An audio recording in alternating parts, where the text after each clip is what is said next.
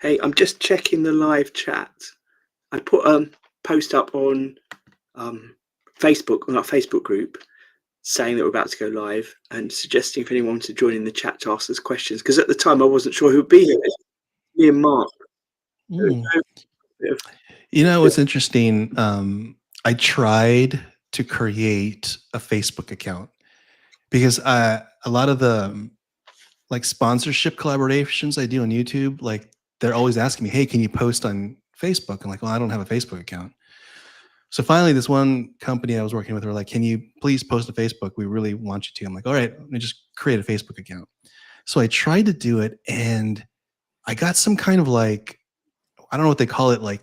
Um, they wouldn't allow me to create one because I broke their rules or something. Yeah, they're like, you're not allowed to create an account. You have violated our policies in some manner. I don't know. Had no clue what was going on. And I kept trying and trying, like going through support. And then I went through like a process to sort of like, you know, hey, hear me out. I don't know what's going on here. And they still denied me for some reason. So I had no idea why, but like couldn't create one. Still can't. Did you get to the point of creating it and then it shut you down?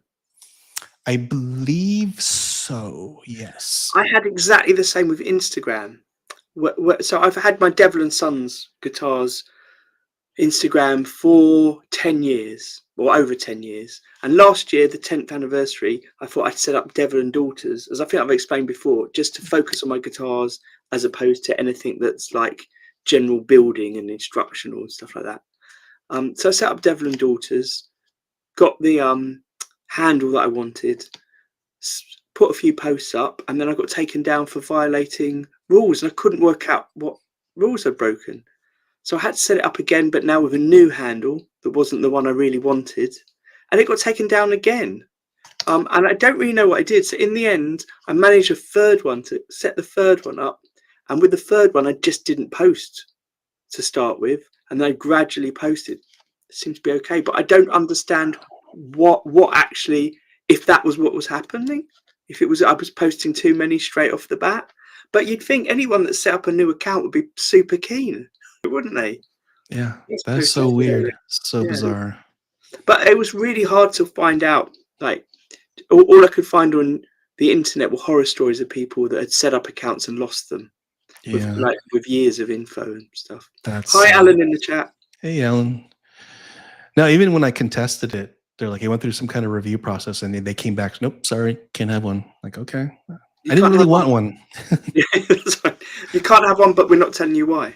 Yeah, exactly. Oh. Maybe you're too cool.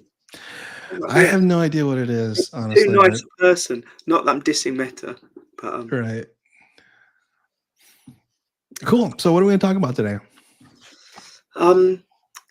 Well, I'll tell you one thing that I'd like to talk about, which is just getting back to making things. I'm quite enjoying doing it. I had what was it? So school holidays started here at the end of July, but on the week and a half before the school holiday starts in mid-July, I had one of my teaching jobs that I do 2 weeks a year, and that's when it was. So I didn't really do any guitar making then, and I thought I'd get stuff done during the school holidays, but actually what ended up happening is because I had just every now and then half a day or a few hours, or I'd divide a day up, so I'd do a bit in the morning, a bit in the evening. It's quite hard to actually make things because a lot of things, the process takes a certain amount of time, and like setting up my spray booth, mixing paints, using certain fillers, you need to be there for a whole day, or at least sort of 5 or 6 hours in a row to be able to do it. And so it just I wasn't as productive. And then really it was only last week that I've been back in the workshop on a regular basis. I was here, I think, every day last week for most of the day. And yeah, it's just quite nice getting tools out. I use a chisel, I use a hand saw, I've been drilling. It's brilliant. Nice. That's really cool. Kind of same here, like, but in my case, it's like I found myself on Sundays with a lot of time to spend on the computer, which is where all my work starts. So, and I hate to do that. Like, I hate being on the computer for like hours, but it's a requirement. I must do that before I can even go into the shop. And so, yeah, I've been getting a lot done on the computer. And I finally am making headway on my, like, I'm going to do a 3D printed neck. I know, like, I think Ray's doing 3D printed necks. He's probably like light years ahead of me, but I'm finally getting into it. I finally landed on a design, and I'm going to be doing, because I decided you might as well do a Strandberg Endure neck, which is the asymmetrical back of the neck, because it's faceted. So there's nothing round on the back of the neck. That's a very good way around it. I won't ruin Ray's thing because he's not here to speak about it, but he had the same thing, that if you're 3D printing, for most people, a 3D printer isn't the length of the neck. So he had to work out how you can get around something that might need a join. So this seems ideal. In fact, early on when I first started, I kind of reached out to Ray because I wanted to do a scarf joint, a 3D printed scarf joint, where it's like a scarf. And so I was able to design it, but it's a puzzle piece scarf joint. So it's the same kind of puzzle piece that Ray would use, but in a scarf. So if you can imagine that going diagonally, and the both pieces lock into place in a scarf. And so that's how I'm designing my neck. I don't know what Ray's doing, but he's probably doing something really cool. So it's going to be a Strandberg Endure neck where the back is not round. It's going to be faceted with a puzzle piece scarf joint. It's going to be really weird. And then I kind of have, and just kicked off more ideas, but like, I really do feel like I need to start 3D printing necks because it's much faster than machining them. And I need to push out necks like this for all the ideas that I have. So this is an interesting thing for me then, because I don't know how long it takes to machine a neck. Like I'm assuming when I watch CNC machines on YouTube or Instagram, whatever, it's normally sped up, or it's a snippet. So if you were just like machining an average neck, how long are we talking about from a block of wood to a carved neck ready to stick? Well, here's the main difference. The main difference is when you have a CNC, you have to babysit it. You can't leave the room, right? And with a 3D printer, I can just go to sleep, right, and let it do its thing. But when you're machining, I mean, there's so many things, especially when you have what I call like unknown tool paths. If you have known tool paths, you can leave and make a sandwich and you're fine. But if I'm doing a custom neck where I've never done it before, these are unknown tool paths. I mean, anything can happen. But yeah, it takes forever because you have to work on your stock, right? And then there is like, you have to tool holding. You have to like put the stock down on the table and mount it in some manner. But you also have to line everything up with the center line, especially if it's a neck. Everything's off the center line. Because when you do reverse or like two-sided machining, you have to be able to flip the piece on the center line, right? So there's a lot of like ensuring everything is set up with the bit. There's a lot of setup time. Then there's you got to do rough passes and you got to do finishing passes. And that's not even counting the fretboard and fret slots. Like it takes forever. Yeah, it's a long time. But yeah, it hadn't occurred to me that main point you just said of being able to leave it. Yeah. With the 3D printer, leaving it is because when I say I didn't do much over the summer, a lot of what I did was 3D printing because I could leave it. And also because sometimes I had to be in the house with the children, but they were like doing stuff like eating or playing, and I didn't really have to be there because they wanted to play on their own. I get my laptop out and do a bit of CAD stuff. So the idea of what was great about it was you could send it to the printer in the workshop, and then every now and then I'd just go out and unclog the nozzle or whatever had gone wrong. But yeah, it's amazing. One reason I asked about the not knowing about the CNC and how long that takes is it occurred to me this week as a question I've asked when we've had people on the chat before. And just quick shout out, if anyone hasn't seen, I know I say every week, there's an archive, I'll list it below, of former guests we've had on when we actually interviewed them for an hour and a half, which we don't really do anymore. But we had we've definitely had a few people that build pickups on. We have people like Mr. Glynn, who is regular, Glynn from Mr. Glynn Pickups. I don't know why I call him Mr. Glynn. Regular on, and quite often I'll ask people how long it takes to wind a pickup, which obviously it varies depending on the pickup, varies depending on if it's a single core or humbucker, but I literally have no idea. And I think people often thought what I was doing was saying, how long does it take to wind a pickup, because I want to know how much you charge per hour. But that's not what I was asking. I just don't know how long it takes. Right. So on your advice, I don't have one here, I don't think, but on your suggestion, those one string guitars that myself and Toby are making, we were looking at making a a single pickup, a single string pickup, you suggested getting sewing machine bobbins. Yep.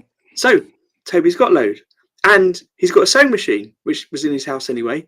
And he's put the bobbin on the sewing machine, which has got a bobbin winding tool on it. And he set up a little thing with his pickup coil wire on it. And he's been winding single coil bobbins. Now, it's early stages, but to get one which isn't quite full took him about 8 minutes of winding. And that's much smaller than a pickup. So it sort of gives me an idea that winding a pickup potentially could be quite a job where you really have to focus for absolutely. And keep in mind that the sewing machine bobbin winder is probably much slower motor than actual pickup motor, right? Yeah, I mean, I don't know, because it's got a variable speed on it, and it seems to be quite fast, but you're probably right. It probably is different. The thing is, so what I'm speaking on Toby's behalf here, but what he's telling me is trying to get it right. There's the problem of if you get a bit too much tension, you can break the wire. So you've got to be super careful. You've got to get used to that. I'm positive that professional pickup winders or pickup makers are just so used to winding, it's natural. They know what they're doing. But obviously the first few times, that's an issue for him. You can change the speed that it winds on this machine. So it's hard to tell how many winds you're doing because it doesn't have a wind counter, so he's doing it by time. But actually, I think what we're doing now is just visually, once the bobbin is full. Yeah. That's one. Because the first one he did, we were super excited. I went round to his house, wired it up, did the trick that he hadn't come across before because he's quite new to building and stuff, which is took my instrument cable. Again, I haven't got one handy. Took my instrument cable where it's got the tip and the sleeve, and I just held the ends of the wire on the tip and the sleeve, hanging onto his bobbin, and he held it by a guitar and strummed it, and there was very little sound coming out. We weren't really sure what was going. Then he did one where he put more winds on, and there was a sound that was quite good. And now when I go around tomorrow, he's done some, I think he will have it done by tomorrow, where it's fully wound, so we think the outputs can be stronger. But it seems to work really well. It's a great idea. And what's brilliant about it is the magnets almost perfectly fit in the hole on it.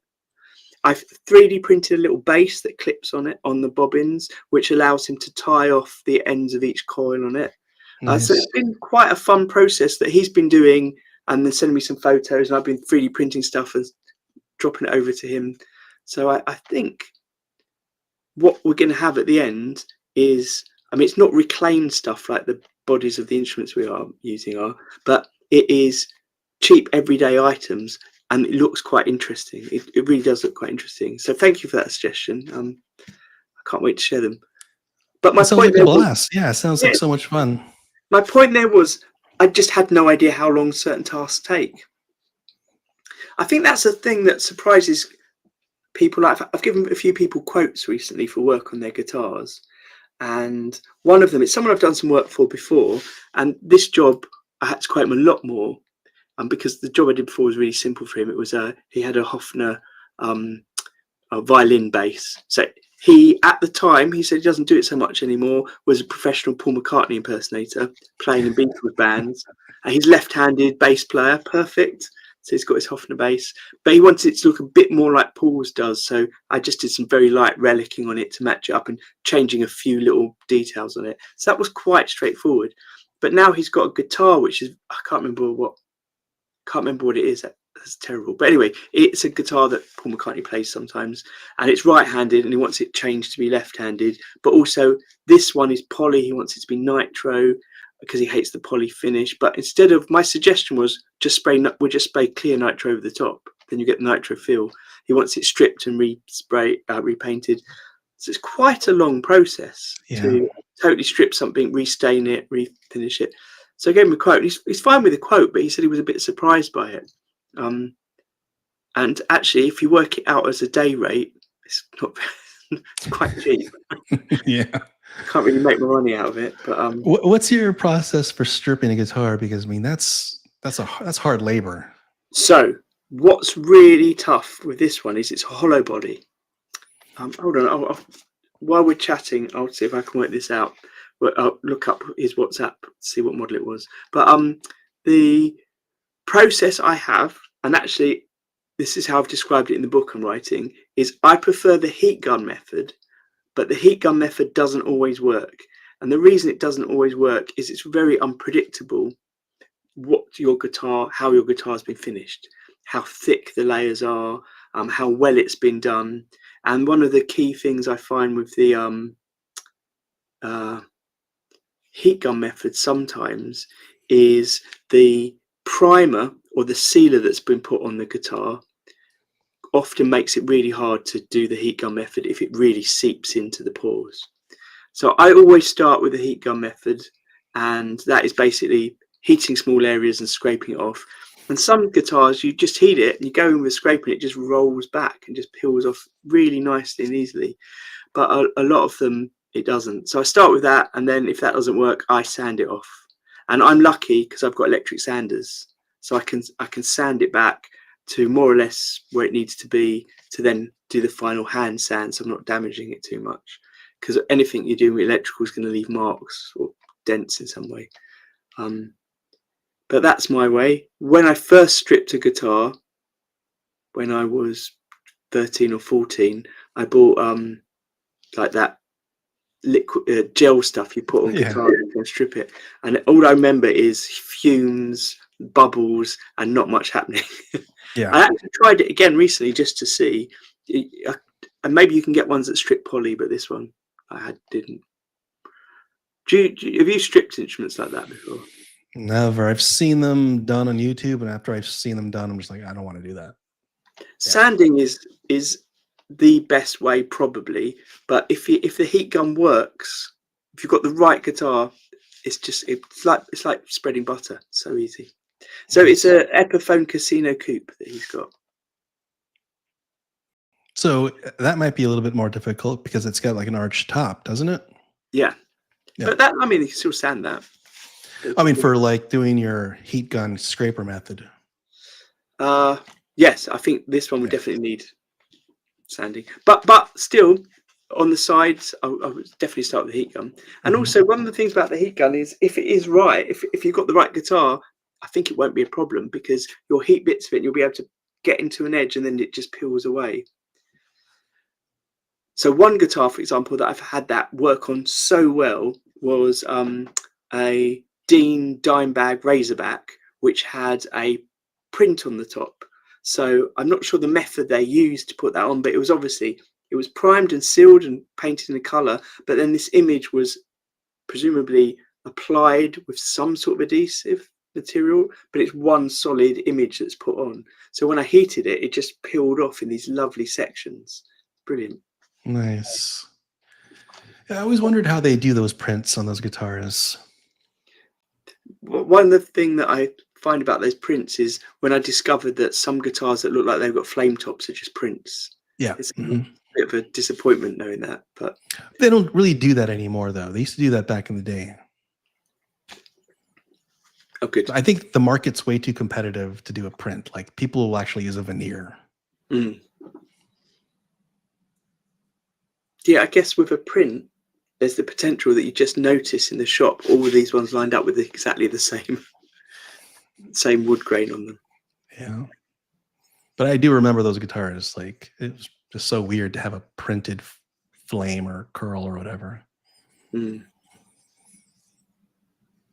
But it is weird, but maybe just for some people, they just wouldn't notice. You wouldn't know. Hey, there is something that I could talk about. I can't screen share properly because I haven't got my double screen. So if I try to do anything now, I might accidentally cut us off. But I was watching the, I would call it the Troglodyte guitar show. But is it the Trogley? Is it the Trogley? And he calls everyone Trogley. I know what you're talking about. Yeah. But it was maybe last week or the week before. He was showing off the new, or images of, because it's not out yet, the new guitar from Gibson, and there's a version from Epiphone based on the Back to the Future guitar that Martin McFly plays when he goes back in time. Look pretty cool. Yeah, they were searching for the original one a while back, right? Like a couple months ago. You're right. Yeah, I don't know if they ever found it though. No. But just regarding our last conversation about printed graphics. Oh, sorry. No, I was just going to say that I have two. I have one acoustic and one archtop from the 50s, and they did the faux flame with paint. So if you turn the guitar on to backwards, it's got the seam in the middle, and then they just used like paint to like do the faux flame across. And it's funny because like that was a thing back then. They would fake the flame with just paint, and it's still on there. I mean, it looks fine, but that's what they did in the 50s. Yeah, I love it. Hi Eddie, who's in the chat. When I first started getting into making guitars, I did 2 courses at a place called the Sir John Cass School of Art, which was a massive kind of collection of different outdated specialisms. And not long after I did it, it closed down. But they had instrument making there on various floors, and one of the floors focused on guitars. But they also had a floor which focused on finishing. So anyone doing any of the different things there, which included furniture making, could go to basically the finishing school.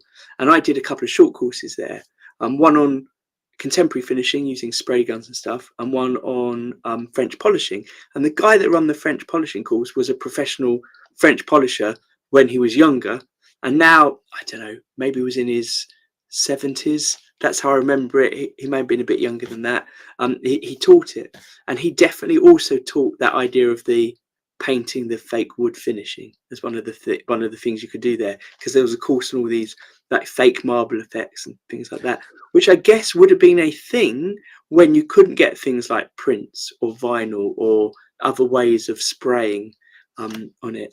So that's quite an amazing skill. So to have something with that on sounds pretty cool to me.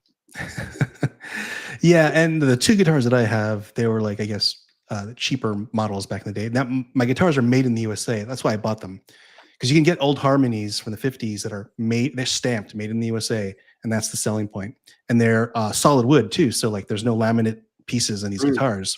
So solid wood guitars made in the USA. You can get them from the 50s, totally vintage. Mine's a Stella, but it's basically made by the same factory by Harmony, and they painted on the fake flame all over the guitar. I love that. Yeah, love it. I love that is a thing of its time as well, because that makes that guitar quite, to me anyway, it seems like it's going to be quite a unique thing, especially if it's something you don't see so much anymore. Yeah, that kind of doing the French polishing course was quite a dying art. I was on it because I wanted to potentially do that on guitars.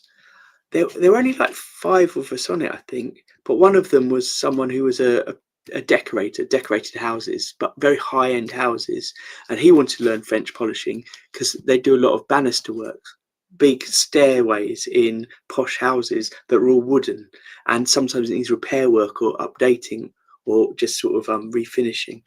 I found that interesting because it definitely is an art that with disposable furniture that's not really there unless you do high-end stuff, I guess. Yeah. But I mean, all these lost arts, there's someone on YouTube teaching them. It's like, yeah, like you can learn pretty much anything on YouTube these days. Yeah, there was something about learning from someone that did it back in the day, which felt really good because he had little anecdotes and little tricks he'd show you, and that would have been a brilliant YouTube thing. But 10 years ago, I don't really remember. Actually, I was about to say I don't really remember learning that much from YouTube, but that would have been guitar stuff because I think when was I moved into my flat that I was in at the time. It would have been at least 5 years before I did that course, and I learned how to do certain plumbing and wiring through YouTube. So maybe there must have been guitar stuff out there then, but maybe it wasn't on my radar. Hey, Owen's there as well. Hi, Owen. Hey, Owen. We're doing a bit of a random chat. If anyone's got any questions, please drop them in. Someone dropped off a guitar for me. I've got it here. I'm going to grab it. I'm sure he won't mind me showing this. No, in fact, I was going to mention, Daniel, I think we need more props for this live stream. Like we need more visual wows happening like at every moment. Being that I'm literally, well, I'm glad people watch this, but my main thought of this is I'm doing it for me to chat to my friends, and if other people get stuff out of it, great. But I never wanted to put a huge amount of effort into it, but doing well. And yeah, I just meant like things like this, exactly, like bringing out guitars and stuff. I mean, literally, I'm in my workshop every week when I do it. There's no reason not to have something. Do you recognise this headstock shape? Absolutely not. No. So I didn't recognise it to start with because it's got the sign missing on it. But the guy that dropped it off is Swedish, so he wanted a Swedish guitar. It's a Hagstrom guitar.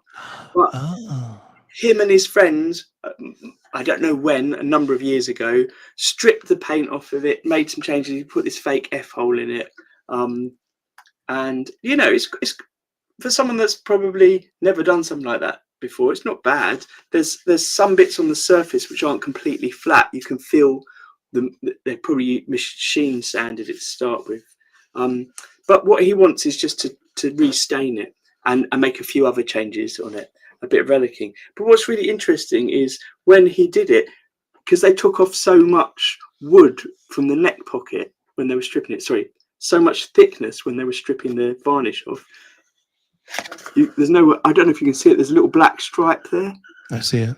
They just put a bit of rubber in to fill it, and then there's this kind of shim that goes the depth of the pocket where they had to put something in because they were aware when they put it back together that the neck wasn't in the right place. Interesting. Are you going to reroute the pocket then? No, I'm just actually now I'm actually holding it. What's interesting is here, there's a bit of a bump there. Yeah. And that could be fixed by removing the bit they put in on here, but then that's going to put the neck in the wrong position for the bridge. So that's just come from where they've removed so much varnish and paint on there. So I don't think I would have. He's really happy with it as it is. He just wants it stained. So I think all I'm doing is it's got some oil finish on it. Going to lightly remove the oil and try staining it and then putting a finish on it. And as I always recommend to people who are doing things themselves, he wants this pick guard back on that he made. So I'm going to do some test stains under here where you can't see it. Right. And then send him some photos so he's happy with the colours. So that guitar began its life as a translucent guitar, or was it a solid color? So it was white. It was a solid white colour. Well, then he lucked out because that wood looks pretty cool. Yeah, it really does. There's it's one solid piece as well. There's a join across the headstock. There. Yeah.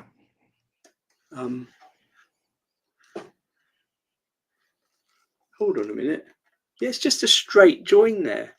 So, yeah, some manufacturers do the scarf joint like that. But it's not been scarfed. It's just a solid. No, but it's got to be from the scarf. Well, then where's the scarf joint for the It's net? not. This is carved. This is carved. This is carved in one piece until that point, and then there's another bit of wood stuck on the end. But that's the scarf joint because it's a tilted headstock, right? Yeah, but isn't a scarf joint a particular type of join where you join things at an angle? Yeah. This is literally 90 degrees. But, so look at the side of the headstock. Do you see any joint? No, is it just perfectly straight? Yeah. What? That is so weird. Oh, maybe I'm wrong. It looks like it's perfectly straight. Oh no, I can see it. It's my eyes. It is scarf there. So yeah, it's a scarf right there. Yeah. I don't know how I feel about companies that put it there. Straight, but no, it wasn't.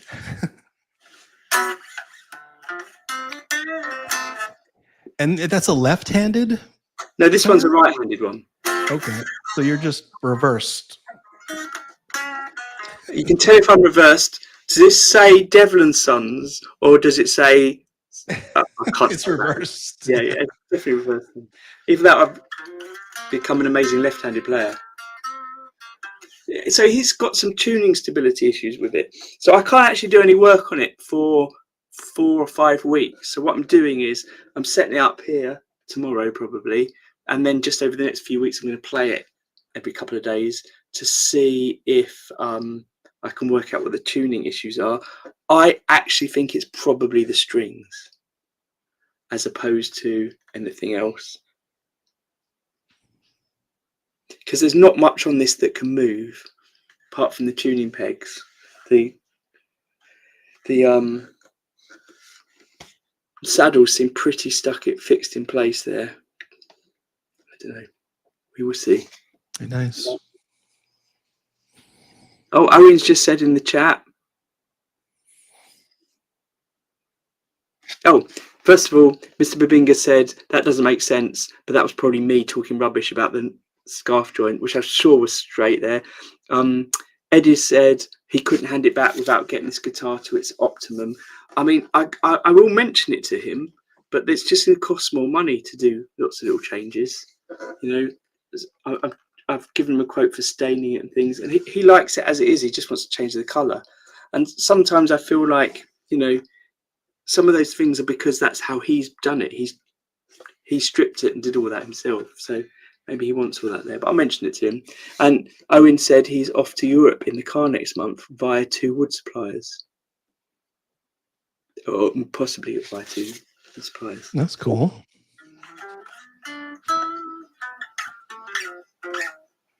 It's quite nice, this guitar.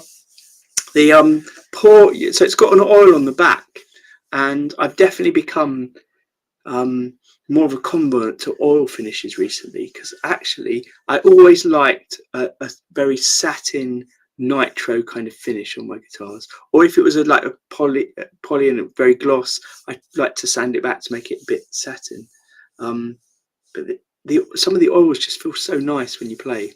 I think they feel like it's got that satiny feel, but it feels like you're touching the wood almost, as opposed to the paint. I'm surprised how well your mic is picking up this guitar. Like, we should play more often on the live stream too. I'll put a face. I'm surprised as well, because I've stopped using my mic because it's a bit of a hassle to set it up when I'm moving around the workshop. So the bench I'm normally at when we live stream has got some guitars set up on it that I'm working on. So that's what I've gone here. Well, I was trying to learn something that I saw Greg Koch do. Greg Koch? Do you know him? I've no idea who he is. And then I saw him interviewed by Rick Beato, and he appeared on my Instagram channel. And he seems to be someone that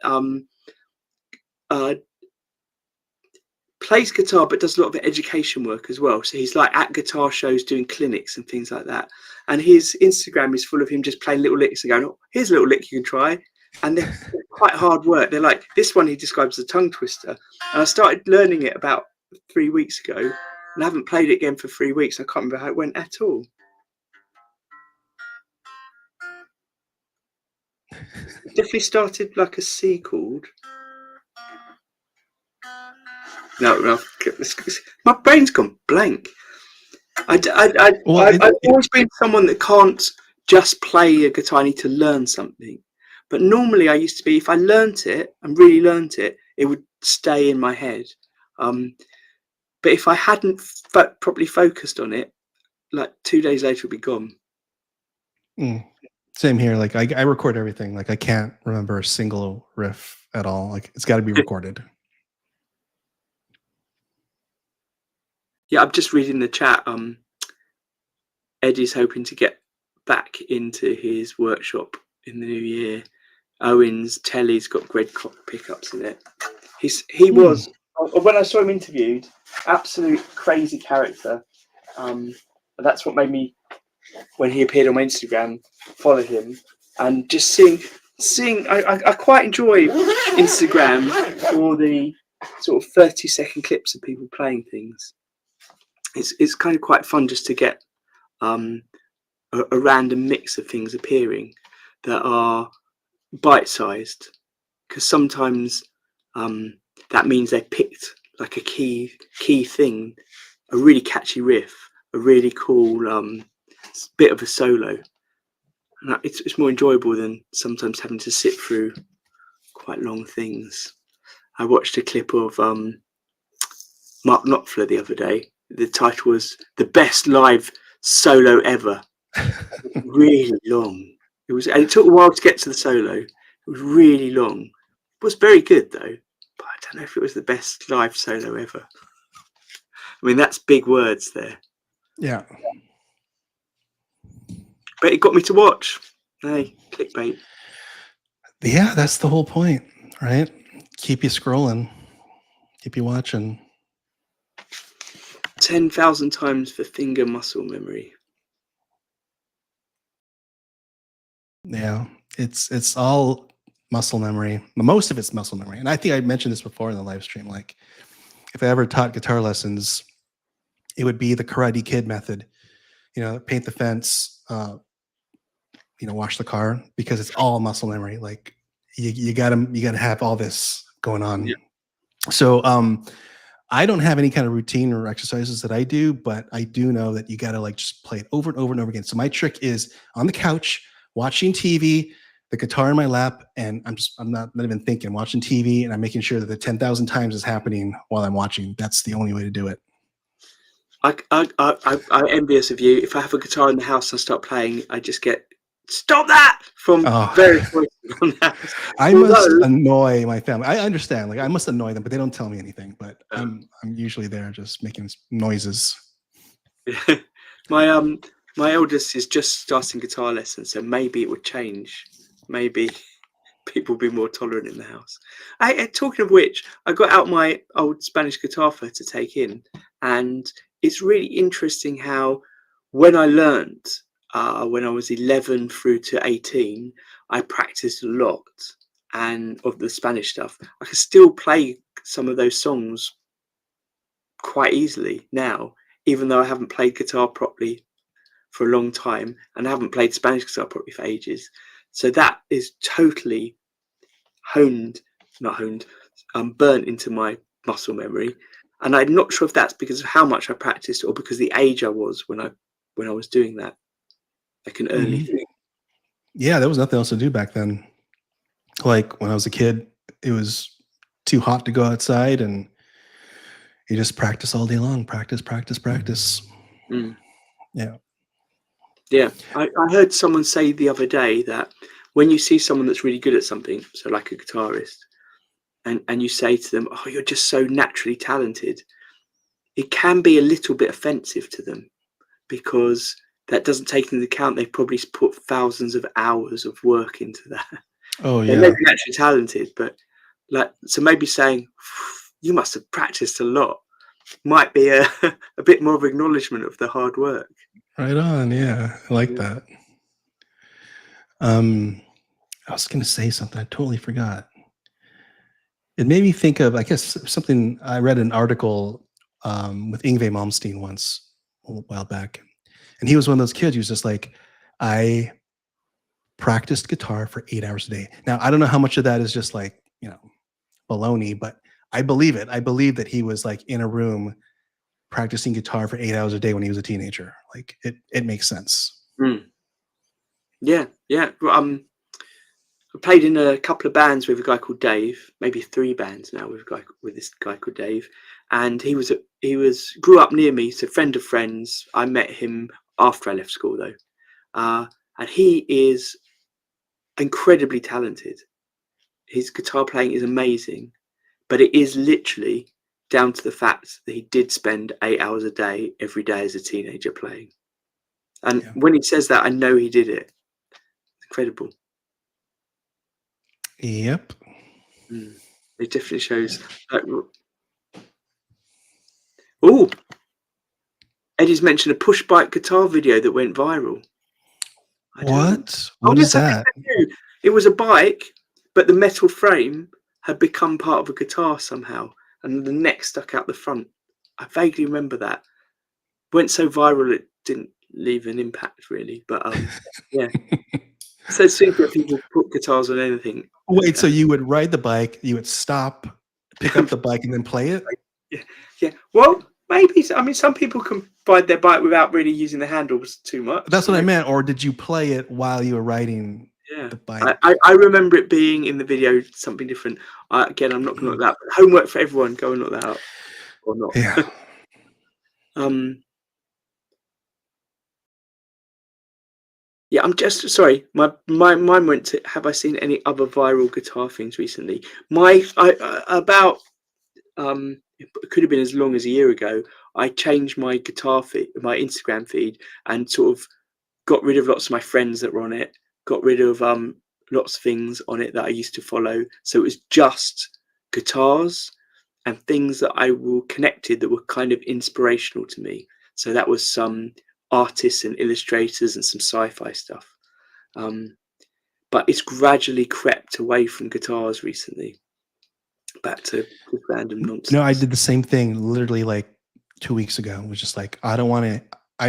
You're able to like click the three dots and just say, don't show me anymore like this, right? I've been doing that recently, and it's been beautiful because like I don't want to hear anything about anything with the news. I don't want any reality, right? I don't want news. I don't want politics. And it was just glorious because like the next time I launched, it was just like all metal bands. Yeah, brilliant. I loved it. Instagram has a function, it's somewhere in the settings where you can turn off political things. Ah, cool. Which I did do. But yeah, I've sort of gone back to that accidentally. But, that's what happens. The algorithm shows you something, you start watching it. So yeah. Maybe I'll end on something that I've discovered recently, which is, this is going to sound so poncy. Is that the right word? But basically, I have some friends who, instead of having a book group where we read books and chat about it, we have an album group. It's friends. Most of them I literally lived down the road to, and for 10 years of my life, I'd see them all at least once a week, quite often 2 or 3 times a week. And now we live scattered around the UK. So we wanted something to get together with every month. And because we all like music, we thought we'd suggest that. So this month, I chose that we would listen to the most recent album by a band called Blackpink, it's album called Born Pink. Blackpink are a K-pop band, and I picked them because my daughter's into K-pop, a bit into K-pop, and I don't really know that well. Anyway, what normally happens with the album group is everyone else likes the album, and by the end of the discussion, which often goes on for 3 hours, we give it a ranking, and most people seem to rank most albums we listen to 7 or higher, and I normally rank it 4 or lower. It just seems to be I'm dividing to them, but I absolutely love this Blackpink album, and I gave it a 10. Everyone else gave it 3s and 4s. And I've been thinking about it because there's lots of reasons we have different opinions on it all, but the reason I gave it 10, I don't give things I've only ever given one. That's the first thing I've given a 10. I thought I'd given Welcome to the Black Parade by My Chemical Romance a 10, because we listened to that last year, and I'd not really listened to it before, and I just really enjoyed it. The reason I gave this one a 10, all the songs on it are pretty good, but what it did is I just found myself wanting to listen to it. Like I instead of putting on the radio, I put that on, and that hasn't happened to me for a while with a band. But also it made me go and listen to more K-pop, because I thought I love this sort of stuff. So it was kind of inspirational to go and get me to go and listen to other things. Right. So I just really enjoyed it. I still really enjoy it. I love listening to something that's not in English as well. So a lot of the K-pop's a mix of Korean and English. There's only one song I think that's entirely Korean. But yeah, it's fascinating. That's really cool. One of the trends, like I go through trends in the shop, and my recent trend, recently I've been burning incense in the shop, right? Because for me, like building is meditative, right? And then I started playing meditation playlists. Right. So it's like ambient meditation playlists with incense, and I'm in the shop. It's only when I'm in the shop, and then I'm building. And that's my recent trend recently, which is kind of weird, but I'll probably move on from that. But it's been working out. I like the idea of no vocals, no lyrics. I'm not listening to that. It's just ethereal, sort of ambient, wish-washy kind of music. Yeah, I'm really digging the vibe. Yeah, the guy that did my tattoos, he always had incense burning and trance music for the same sort of reason. It's often quite ambient. So even if it's got a good beat to it, it's very repetitive. So it just becomes a thing that's in the background, and everything kind of flows when you're doing it. I can understand that. Hey, Alan's put a quick question before we go. For his first few builds, Should you just buy pickups and loaded bodies off eBay to salvage the pickups, or is it too much of a gamble? I used to buy, when I first started, I bought quite a few things on eBay, and I've actually got some things I recently bought on eBay. And sometimes it's just too much work cleaning things up and fixing things, I think. But you get lots of cheap parts. So if you're just using it to practice screwing things together and putting things in place, and with pickups as well, you know, a single coil is pretty much the same shape, whatever brand you buy. If you're buying something on eBay, you can put it in, and if you're not happy with the sound, you can upgrade it later. So I definitely think there is an advantage to buying some things on eBay, just being aware that sometimes, like some of the necks I bought were horrendous and just not usable. And some of the guitars, when you took them apart, the grime inside where the pickups were was so gross that it was put you off a bit. And quite often I've bought things on eBay and the pots are broken and things like that. So Yeah, same here. I think like the one component that I always like feel guilty about spending money on is pickups, because they're so expensive. And especially with my first few builds, it was like, I don't need to put expensive pickups in here. But anyway, I've bought pickups off eBay like a lot, and I go through specific sellers that have remarkable pickups for the price. You can find some really great bargains on eBay. I'm all for that, 100%. And there was a point in my time where I considered myself to be post pickup.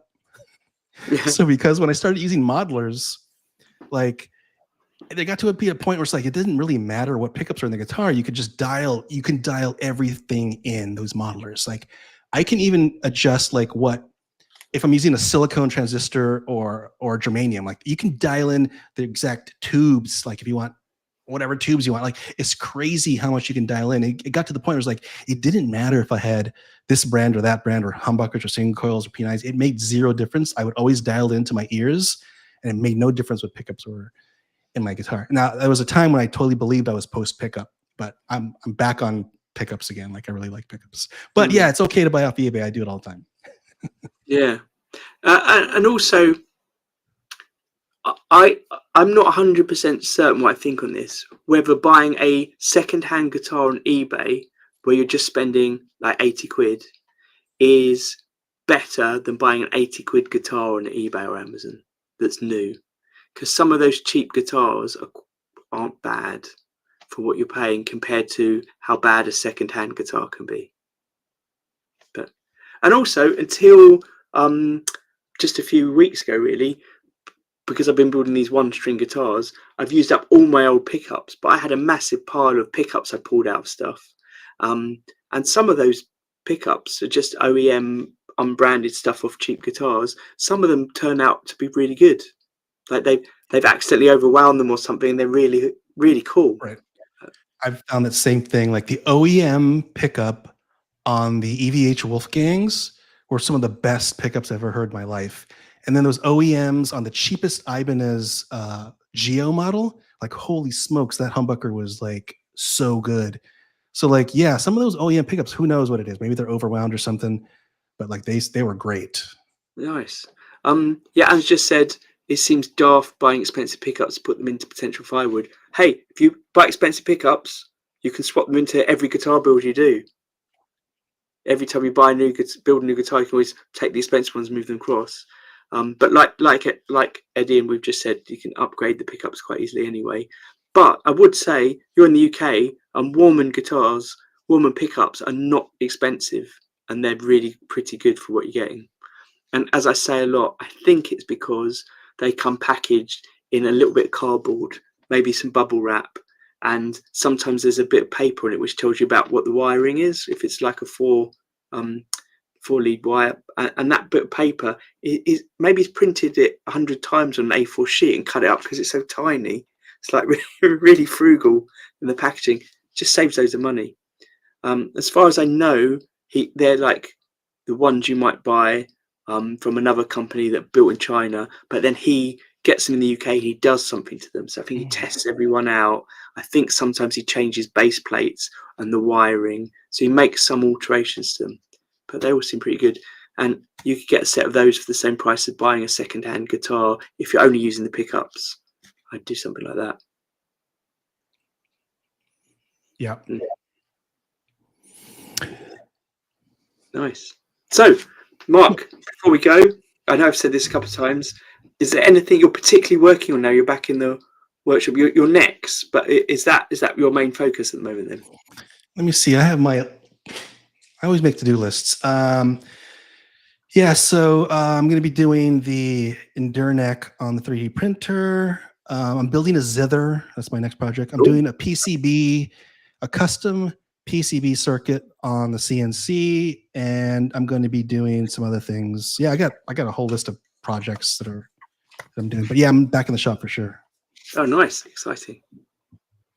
Great. Well, I look forward to them. I saw, but I haven't watched it yet, that you just put up a video comparing your fractal presses that you have. Mm-hmm. So that links onto yesterday's conversation. So I will probably watch that when I'm working in the workshop tomorrow. Sweet. All right. Good night, everyone. Thanks Peace. again. Thanks, everyone. Take care. Bye.